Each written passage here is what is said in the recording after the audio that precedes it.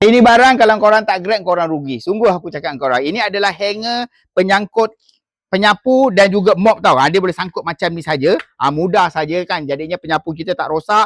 Penyapu pun tersusun cantik semua sekali. So bila korang beli, korang akan dapat set yang macam ni. Yang aku ambil ni adalah 5 slot punya tau. So dia ada yang 2 slot, dia ada yang 3 slot, ada yang 4 slot. Korang tengok kat dalam beg kuning. Korang nak yang berapa slot untuk gantung dia. So bila korang beli, dapat sekali bracket ni.